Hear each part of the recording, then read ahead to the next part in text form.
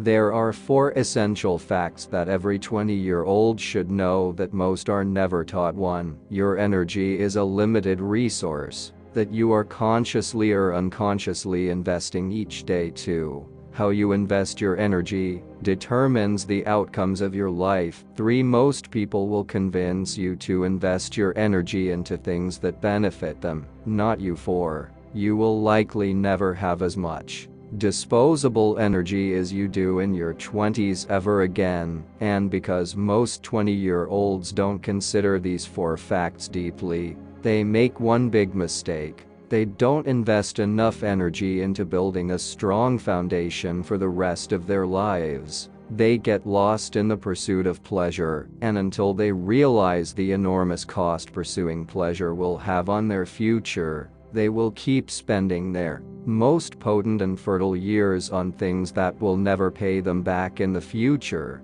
The cost of chasing pleasure and comfort in your 20s is regret in your 30s. But if you become disciplined and invest your energy wisely in your 20s, you will be surprised by what you achieve by 30. If you sow the right seeds early on, you will reap an abundance of health, wealth, intelligence, love, and strength in the future. Abundance is necessary in tough times, but it requires forethought to produce. Abundance is also helpful to the community, so the abundant often become leaders. If you become disciplined and invest your energy wisely in your 20s, you will be dependable and resilient in your 30s and beyond. And there are 3 concepts you need to understand to become disciplined, concepts that explain why you need to invest your energy properly in your 20s, and how best to invest it.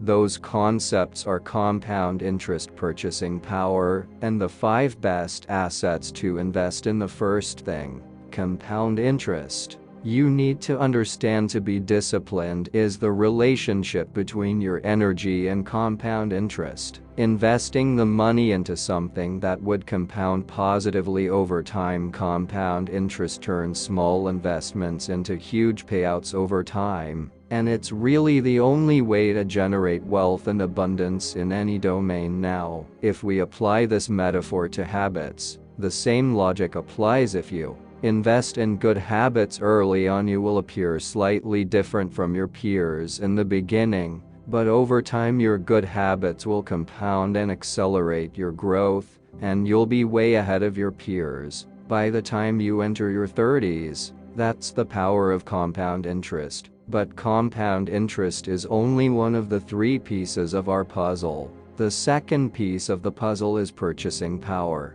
As you get older, you have more responsibilities that place a demand on your energy, like taking care of the house, family, loved ones, and yourself. You also have more bills to pay, and you start getting sicker and losing strength. The amount of free energy you have to invest is usually the highest in your 20s to mid-30s. After that, it tends to decline due to decreasing strength and increasing demands on your time. For example, as you get older, your eyes get weaker, so you can't read as much, or your energy declines, so you can't work as long as you did in your 20s. And the less free energy you have to invest, the harder it is to make big sweeping changes in your life. The easiest time to form good habits and break bad ones is while you're younger and your energy is unburdened. It only gets harder as you get older and more stuck in your ways. Most young people never consider how declining purchasing power will reduce their freedom.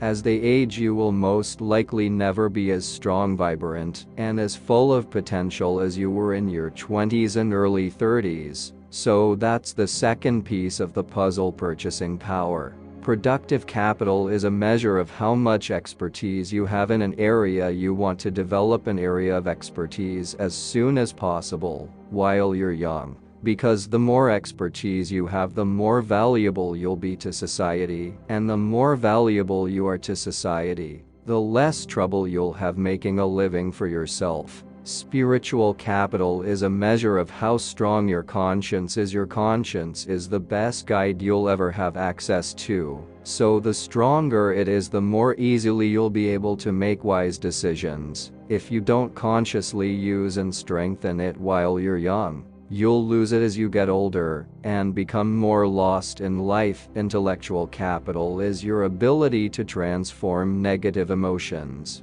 such as depression, longing, and anxiety, into insights and productive action. As you get older, the stress in your life increases, and as stress increases, so do negative emotions. And if you don't learn to process your negative emotions correctly, they will eventually overwhelm and devour you. But if you learn how to transform your emotions as soon as possible, you'll be able to leverage them for insight and productivity. Social capital is a measure of how many deep relationships you have. Depth is more important than width, because true social capital is about the quality of relationships you have, not the quantity. Depth is measured by the amount of people who would voluntarily go through difficult times with you. Life is impossible to do alone, so you want to have a strong community around you, a community that helps you when times are tough and celebrates with you when times are good. As you get older, developing these kind of relationships gets tougher, so start as young as you can. Last but not least, physical capital is a measure of how healthy you are. As I said